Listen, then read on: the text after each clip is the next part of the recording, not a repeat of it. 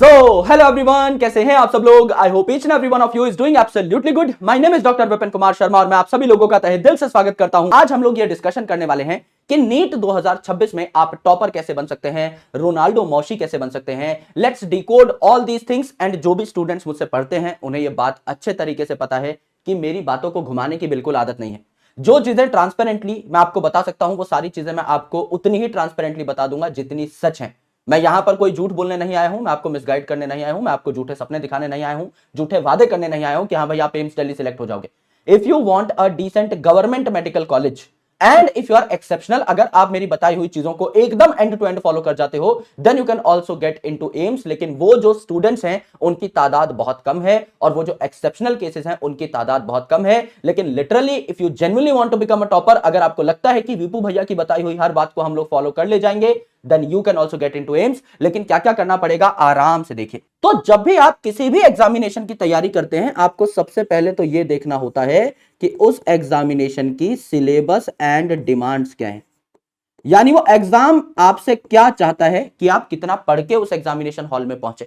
तो सिलेबस जो है ये तो बहुत ही सिंपल है मेरे भाई, क्योंकि बहुत ही लिमिटेड सिलेबस है। ऐसा नहीं है कि सागर जैसा सिलेबस है कहीं से भी कोई भी क्वेश्चन उठाकर पूछ लिया। अगर आप 11th 12th की बायोलॉजी की एनसीईआरटी भी पढ़ जाते हैं तो भी आप अगर ढंग से आपने एनसीईआरटी पढ़ ली है और एनसीईआरटी बेस्ड क्वेश्चंस की प्रैक्टिस कर ली है, 5-6 बार अगर आपने एनसीईआरटी को रिवाइज कर लिया है तो स्ट्रेट फॉरवर्ड जो क्वेश्चन आएंगे आपको आराम से 330 प्लस 340 प्लस नंबर दिला देंगे। तो सिलेबस लिमिटेड है और सिलेबस में पूछा क्या जाएगा भैया 11th एंड 12th क्लास की पीसीबी का सिलेबस, फिजिक्स केमिस्ट्री बायोलॉजी का सिलेबस। सर हम शुरू तो करते हैं लेकिन खत्म नहीं कर पाते, हमारा ना बैकलॉग हो जाता है।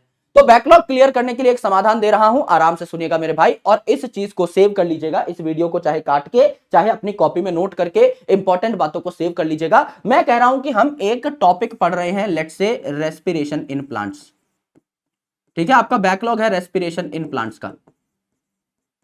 ऑलराइट, अब रेस्पिरेशन इन प्लांट्स आप देखने लगे। अगर आप पूरे के पूरे बैच को देखते हैं, मैं अपने ही बैच की अगर बात कर लूं, अगर आप पूरे के पूरे बैच को देखते हैं तो मैं कम से कम ये चैप्टर 7 लेक्चर में कराता हूं, 2-2 घंटे के लेक्चर होते हैं, तो कम से कम मान के चलिए 15 घंटे का आपको टाइम लगेगा। 15 घंटे का टाइम लगेगा। अगर आप नोट्स भी बनाते हैं साथ साथ और आपने फास्ट स्पीड पर भी लेक्चर देखे हैं तो भी आपको पता है कि 15 घंटे के लेक्चर जो हैं अगर डबल स्पीड पर भी देखो और साथ में नोट्स बनाने लग जाओ तो आपको कम से कम 25 से 30 घंटे का टाइम लगेगा। यह एक परम प्रमाणित सत्य है, यहां मैथ काम नहीं करती।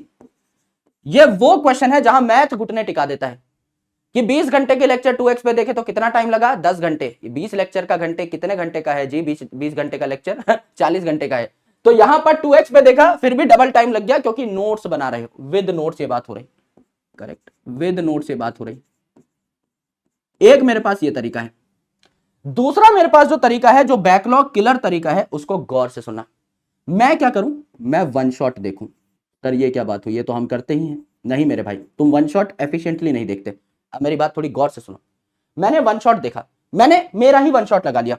तो अब भैया विपू भैया की काफी सारी सीरीज हमारे पास हैं। हमारे पास उम्मीद सीरीज है जिसमें सर ने माइंड मैप भी पढ़ाया है, डिटेल भी पढ़ाया है। हमारे पास प्रचंड सीरीज है जहां पर हाथ से लिख लिख के सारी चीजें डिटेल पढ़ाई गई हैं। हमारे पास एनसीईआरटी लाइन बाय लाइन है पिछले से पिछले साल की, जहां पर गुरुजी ने क्या किया था, एक एक चीज एनसीईआरटी की लाइन बाय लाइन डिकोड की थी। और हमारे पास इस बार की भी कंपटीशन वाला पे जो सीरीज आ रही है एनसीईआरटी लाइन बाय लाइन, वो भी है जहां पर गुरुजी थोड़ा और कंसाइज वे में पढ़ा रहे हैं सब कुछ, लेकिन और कंसाइज वे में आपका पढ़ा रहे हैं जिससे कि और मजा आ सके। करेक्ट, तो आपने ये सारी चीजें देख ली। ठीक है, इनमें से कोई एक चीज पकड़ो अपनी फेवरेट, सारी की सारी सेम ही है ना। ऑलमोस्ट कंटेंट तो एनसीईआरटी बेस्ड ही रहेगा, थोड़ा बहुत ऊपर नीचे हो सकता है। इनमें से कोई एक सीरीज पकड़ो। अब मैंने क्या किया, मैंने समझ लीजिए प्रचंड सीरीज पकड़ ली। प्रचंड सीरीज पकड़ ली, गुरुजी हाथ से लिख लिख के पढ़ाते हैं, मुझे ज्यादा मजा आता है, मैंने प्रचंड सीरीज पकड़ ली। प्रचंड सीरीज में मैंने पहला टॉपिक देखा, दैट इज प्लांट्स जो हैं इनमें ब्रीदिंग होती है या नहीं। डू प्लांट्स ब्रीथ, पहला टॉपिक देखा। डू प्लांट्स ब्रीथ, पहला टॉपिक देखा। एनसीईआरटी पढ़ी, समझ में आ गई, आ गई। बैच पे गया, बैच के नोट्स देखे, समझ में आ गए, आ गए। यानी ये टॉपिक अब मुझे बैच से देखने की जरूरत नहीं है, ये टॉपिक मेरा क्लियर हो गया है, ये टॉपिक मेरा क्लियर है। अगला टॉपिक मैंने देखा आपका ग्लाइकोलिसिस। ग्लाइकोलिसिस वन शॉट से देखा, मुझे ऐसा लगा कि मुझे थोड़ी और डिटेल की जरूरत है। मैंने एनसीईआरटी पढ़ी, मुझे ठीक ठीक समझ में आ गई, 90% समझ में आ गई। उसके बाद मुझे लगा कि स्टिल मुझे बैच के नोट्स जब मैंने देखे, मुझे लगा कुछ एक्स्ट्रा इंफॉर्मेशन है जो मुझे जाननी चाहिए। सो व्हाट आई डिड, इस टाइम पर मैं गया बैच लेक्चर में, और बैच लेक्चर में जाके मैंने इस लेक्चर को 2x पे सुन लिया। 2x पे सुनने के बाद मुझे ये लेक्चर, जिसमें थोड़ा बहुत कंफ्यूजन था, मैं ग्लाइकोलाइसिस पढ़ रहा था प्रचंड से, ये भी क्रैक हो गया, एंड मेरी जो एनसीईआरटी थी ये भी मुझे बेहतर समझ में आ गई। यानी ये टॉपिक मेरा अब डन हो गया है, बैच का लेक्चर सुनने के बाद अब डन हुआ है, पहले नहीं हुआ था। बैच का लेक्चर सुनने के बाद अब डन हुआ है। फिर मैं समझ लीजिए इसी प्रकार से ग्लाइकोलाइसिस के बाद क्रैब साइकिल देखता हूं, ईटीएस देखता हूं, मुझे वहां पे बैच लेक्चर की जरूरत पड़ी। उसके बाद भैया यहां पर एक और टॉपिक आया जिसका नाम है respiratory quotient, amphibolic pathway, respiratory balance sheet. ये मैंने क्या देखी, प्रचंड से देखी, एक ही बार में समझ में आ गई। एनसीईआरटी पढ़ी, एक ही बार में समझ में आ गई। बैच के नोट्स देखे, एक ही बार में समझ में आ गए। तो ये भी मेरे डन हो गए, इसमें मुझे बैच के लेक्चर देखने की जरूरत नहीं है। तो जहां पर आप इस पूरे चैप्टर में लगभग 15 घंटे का टाइम निकाल रहे थे और 15 घंटे के लेक्चर्स देख रहे थे बिना नोट्स बनाए, वहां पर मेरे भाई आप अपना टाइम बचा सकते हो। ये वाला टॉपिक आपको बैच से देखने की जरूरत नहीं पड़ी, ये वाला टॉपिक आपको बैच से देखने की जरूरत नहीं पड़ी। एंड ऐसे काफी सारे चैप्टर्स ही हैं पूरे के पूरे जो आपको बैच से देखने की जरूरत नहीं पड़ेगी। लेक्चर्स देखने के बाद मेरे भाई आपको सॉल्व करने हैं क्वेश्चंस। अब ये क्वेश्चंस आप अलग अलग जगह से सॉल्व कर सकते हो। आप हमारी किताब है पंच, वहां से सॉल्व कर सकते हो, आप मॉड्यूल से सॉल्व कर सकते हो, आप अलग अलग जगह से सॉल्व कर सकते हो। आपको शीट्स मिलती हैं, डीपीपी की शीट्स मिलती हैं, विक्स शीट मिलती है बैच में।